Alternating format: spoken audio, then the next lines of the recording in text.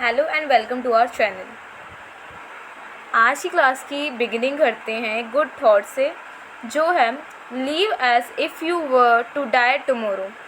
ऐसे जियो कि जैसे आज तुम्हारा आखिरी दिन है और कल तुम्हारी मौत है, जैसे कि कल तुम मरने वाले हो। ठीक है, जब भी हम अपना आज बहुत खुशी से जिएंगे और बहुत ही हैप्पीली जिएंगे। ठीक है, हैप्पी रहो, ये इसका मेन मकसद इस गुड थॉट का। ठीक है, तो आज हम सोशल साइंस पढ़ेंगे।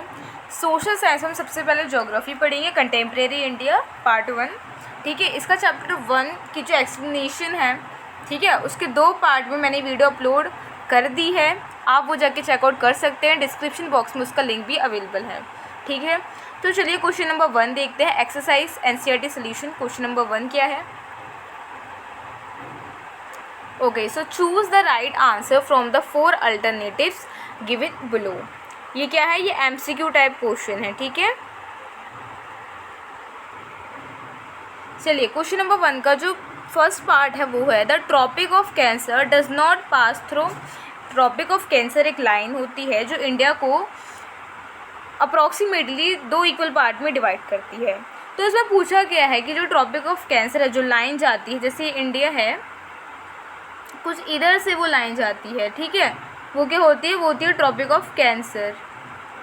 ठीक है, तो वो कौन से स्टेट से नहीं गुजरती, पास नहीं करती है? तो मैं आपको बता दूं कि वो राजस्थान से पास करती है, थोड़ा सा करके वो पास करती है। मध्य प्रदेश से भी पास करती है, मतलब छत्तीसगढ़ से पास करती है। ठीक है, पास में छत्तीसगढ़ से पास करती है। और इसमें बात कही है त्रिपुरा की, तो यस, त्रिपुरा से भी पास होती है। उड़ीसा से पास नहीं होती। उड़ीसा थोड़ा सा ज़्यादा साउथ में बोलो तो साउथ में आ जाता है, तो इसका जो राइट आंसर होगा वो होगा उड़ीसा। ठीक है, ये सब नहीं है। चलिए सेकंड पार्ट क्या है? The eastern most longitude of India is. मतलब जैसे आप एक पहले इंडिया यहाँ पे ऐसे ड्रॉ कर लो, रफली ड्रॉ कर लिया करो। ठीक है, मैं थोड़ा सा इसको ओके, ठीक है, यहाँ पे कैसे इंडिया ड्रॉ कर लो। सो इंडिया का ईस्टर्न मोस्ट लॉन्गिट्यूड, अब ईस्ट मतलब ऐसे नॉर्थ साउथ करना आपको आता है, तो आप ऐसे वेस्ट यहाँ पे कर लो, ईस्ट कर लो, नॉर्थ कर लो, यहाँ पे साउथ कर लो। तो ईस्टर्न मोस्ट लॉन्गिट्यूड हमारा क्या है? तो जो हमारा ईस्टर्न मोस्ट लॉन्गिट्यूड है, it is your 68 degree 7 east. Okay,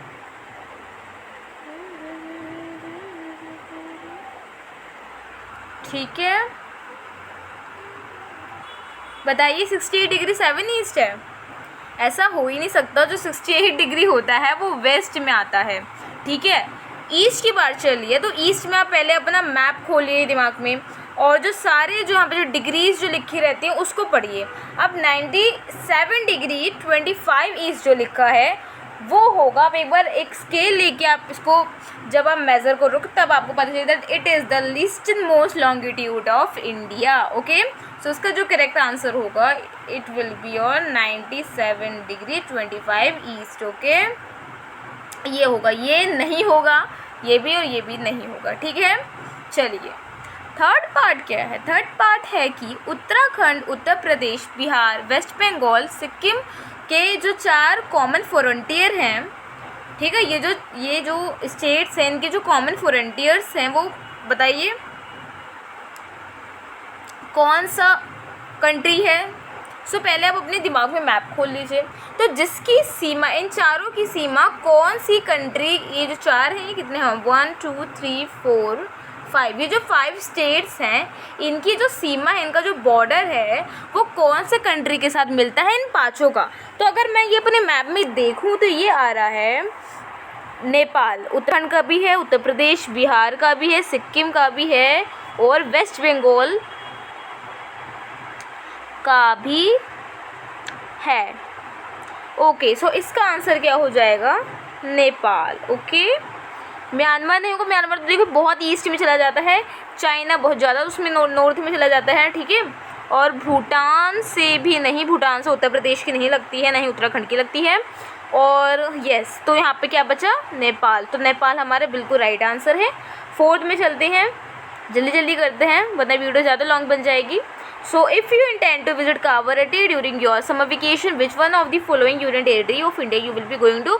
I will be going to Lakshadweep, क्योंकि जो कावरटी है वो लक्षद्वीप आइलैंड में ही है, ठीक है। तो इसका आंसर क्या होगा? Lakshadweep. Now fifth is my friend hails from a country which doesn't share land boundary with India. So as we all know, हमने चैप्टर में पढ़ रखा है कि बांग्लादेश में हमारा नेबर है, वो अपनी लैंड बाउंड्री शेयर करता है, नेपाल भी और भूटान भी। तो यहाँ पे जो तजाकिस्तान है वो हमारे से लैंड बाउंड्री शेयर नहीं करता, तो that will be your right answer. Okay, चलो अब ये सारे क्वेश्चंस कर लें। क्वेश्चन नंबर 2 का जो पहला पार्ट है वो है name the group of island lying in the Arabian sea. हमें पता है कि जो हमारा इंडिया है वो किससे घिरा हुआ है, बताइए? इंडियन ओशन से, ठीक है। ये इंडिया है, यहाँ पे ड्रॉ करके दिखाती हूँ आपको। ये इंडिया है, अब ये जो घिरा हुआ है वो है किससे? इंडियन ओशन से, ठीक है। ये इंडियन ओशन वहाँ पे ड्रॉ कर देती हूँ। अब इंडियन ओशन से चलिए घिरा हुआ है, बट इसके इस साइड आ जाता है अरेबियन सी और इस साइड आ जाता है बे ऑफ बंगाल। तो अब इसमें पूछा गया कि अरेबियन सी में हमारा कौन सा ग्रुप ऑफ आइलैंड लाई करता है, ठीक है। ठीक है, अब हमें बताना है कि कौन सा ग्रुप ऑफ आइलैंड लाई करता है अरेबियन सी में। अब सिंपल सी बात है, ये हमने अपने चैप्टर 1 में मैंने अच्छे से एक्सप्लेन कर रखा है कि जो लक्षद्वीप आइलैंड है वो लाई करता है। तो इसका आंसर क्या हो जाएगा? योर आंसर 1 यहाँ पे लिख देती हूँ। Answer 1 will be Lakshadweep island, ठीक है, लक्षद्वीप आइलैंड होगा। चलिए दूसरे क्वेश्चन जो है वो है name the country which are larger than India. So India से जो लार्ज है वो कुल कंट्री है 6। So first country Russia, Canada, USA, China, Brazil और ऑस्ट्रेलिया, यहाँ पे लिखा हुआ है। तो ये कंट्रीज है Russia, Canada, USA, China, Brazil और ऑस्ट्रेलिया, जो इंडिया से क्या है? लार्जर हैं, जिनके पास ज़्यादा एरिया है। ओके, चलिए दूसरा क्वेश्चन है कि which island group of India lies to its south east. तो पहले आप ऐसे एक बना लो। अब वो पहली बात कि आइलैंड ग्रुप हमें बताना है, तो या तो वो लक्षद्वीप होगा या तो वो क्या होगा? अंडमान और निकोबार होगा। अब यहाँ पे पूछा है कि साउथ ईस्ट, तो पहले अब यहाँ पे क्या जो डायरेक्शन है वो यहाँ पे लोकेट कर दो। ये हो गया नॉर्थ, ये हो गया वेस्ट, ये हो गया ईस्ट, ये हो गया साउथ। अब इसमें पूछा जा रहा है कि आपको साउथ ईस्ट में जो आइलैंड ग्रुप है वो बताना है। तो साउथ ईस्ट में तो यहाँ पे हो जाएगा, साउथ ईस्ट है ना, ये ईस्ट है, ये साउथ है। अब यहाँ पे तो अंडमान और निकोबार है, अंडमान और क्या है? निकोबार आइलैंड ग्रुप है। तो हमारा आंसर सिंपल सा हो जाएगा अंडमान एंड निकोबार आइलैंड्स, ठीक है। यह आपका क्या हो जाएगा? आंसर 3 हो जाएगा। चलिए अब इसमें पूछा जा रहा है कि कौन सी आइलैंड कंट्री हमारी सदर्न नेबर्स हैं। हमारी सदर्न नेबर्स 2 ही हैं जो हमारी आइलैंड कंट्रीज़ हैं, ठीक है। So we will write here Sri Lanka and Maldives, ठीक है। इसका आंसर 4 हो जाएगा, श्रीलंका और मालदीव्स। अगर आपको ये नहीं समझ आ रहा तो आप प्लीज़ हमारा जो एक्सप्लेनेशन की वीडियोज़ हैं इस चैप्टर की वो जाके चेकआउट करें, डिस्क्रिप्शन बॉक्स में उसकी लिंक है। क्वेश्चन नंबर 2 है the sun rises 2 hours earlier in Arunachal Pradesh as compared to Gujarat in the west, but the watches show that same time. So how does this happen? ये बात भी explain मैंने कर चुकी हूँ मैं, बट एक बार इसको फिर से यहाँ पे देख लेते हैं। So from Gujarat to Arunachal Pradesh there is a time lag of 2 hours। ये चीज़ नोटेड होनी चाहिए, आपको हमेशा याद होना चाहिए कि ये है हमारा इंडिया, ये हमारा ईस्ट पार्ट है, ये हमारा वेस्ट पार्ट है। अब जो हमारा गुजरात है वो तो हमारे वेस्ट पार्ट में आता है, और जो हमारा अरुणाचल प्रदेश है वो हमारे किस पार्ट में आता है? ईस्ट पार्ट में। तो डिस्टेंस की वजह से मेरे ख्याल से वो टाइम लगाता है, और वो कितने आवर्स का है? वो है पूरे 2 hours का, ठीक है। चलो, लेकिन जो वॉच है वो तो सेम टाइम दिखाती है। क्यों दिखाती है? Because the time along the standard meridian of India passing through Mirzapur in Uttar Pradesh is taken as the standard time for the whole country. इसमें बता रखा है कि ना जो स्टैंडर्ड मेरिडियन ऑफ इंडिया है, यहाँ पे देखो जो स्टैंडर्ड मेरिडियन ऑफ इंडिया है वो कहाँ से पास होता है? ये देखिए, ये स्टैंडर्ड मेरिडियन ऑफ इंडिया सीधी सी लाइन जाएगी, ठीक है, नॉर्थ से साउथ आप कह सकते हैं।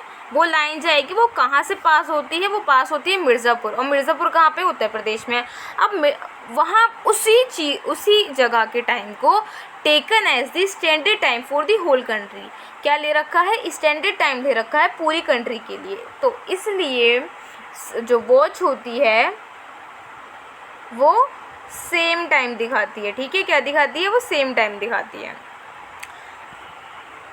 Because the same standard time for the whole country has been adopted, इसलिए जो सेम स्टैंडर्ड टाइम है पूरी कंट्री के लिए अडॉप्ट किया गया है। The watches show the same time in Arunachal Pradesh, Gujarat and in all parts of the country, ठीक है। तो ये हमारा पूरा जो क्वेश्चन नंबर 2 है वो एक्सप्लेन हो चुका है, एक्सप्लेन्ड है। चलिए क्वेश्चन नंबर 3 एक बार देख लेते हैं। So the central location of India at the head of the Indian ocean is considered of great significance, क्यों? जो सेंट्रल लोकेशन है इंडिया के, जैसे ये इंडियन ओशन है, और जो इंडियन ओशन को अब जैसे ये इंडियन ओशन है, ठीक है, उसकी इंडिया की क्या है, इंडिया की वहाँ पे सेंट्रल लोकेशन है, क्या है, सेंट्रल लोकेशन है, वो उसको एक ग्रेट सिग्निफिकेंस ले रखा है, क्या ले रखा है, is consider as the great significance, क्यों, लेकिन क्यों, वाई? सो इसका आंसर क्या है, the trans Indian ocean route, जो कनेक्ट करता है countries of Europe in the west and the countries of east, जो यही चीज़ प्रोवाइड करता है स्ट्रेटेजिक सेंट्रल लोकेशन इंडिया को, ठीक है। अब आप सोचोगे ट्रांस इंडियन ओशन रूट क्या है। अब ओशन के द्वारा जो भी रूट्स उनको ट्रांस इंडियन ओशन रूट्स का है, अगर वो इंडिया से पास हो रहा है। अब जैसे कि इंडिया है, ठीक है, ये क्या कनेक्ट करता है, जो वेस्ट में जो यूरोप की जो कंट्रीज़ हैं, ठीक है, वेस्ट में जो यूरोप की जो कंट्रीज़ है उसको कनेक्ट करता है ईस्ट में, ईस्ट एशिया से। अभी पूरा क्या हो गया, ये पूरा मैं इसको नाम दे देती हूँ ईस्ट एशिया। अब उससे ये एक दूसरे को कौन जोड़ता है, इसको जोड़ता है ट्रांस, ठीक है, क्या क्या मैं बोलूँ उसे, ट्रांस इंडियन ओशन रूट्स, क्या है ये, ट्रांस इंडियन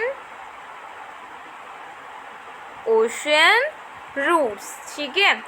इसी वजह से ये चीज़ इसको प्रोवाइड करती है स्ट्रेटेजिक सेंट्रल लोकेशन।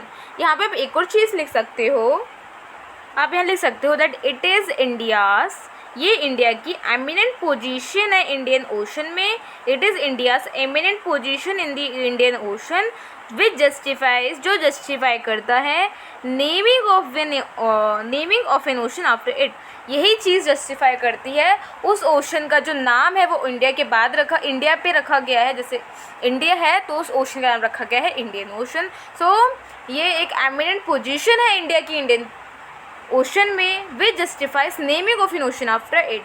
सो हमारा जो चैप्टर 1 है वो यहीं ख़त्म होता है। इसका अगर आपको कुछ एक्स्ट्रा क्वेश्चन करने हो तो वो आप बहुत सी वेबसाइट से वहाँ से कर सकते हो, या फिर मैं भी रिवीजन वीडियोस में ही करवा दूँगी, ठीक है। अगर आपको ऐसे ही फ्री लेक्चर वीडियोस चाहिए तो आपको जस्ट हमारी वीडियोस को लाइक करना है, हमारे चैनल को सब्सक्राइब करना है और हमारी वीडियोस को शेयर करना है नीडी किड्स और स्टूडेंट्स के साथ, ठीक है। तो आज की हमारी वीडियो यहीं ख़त्म होती है।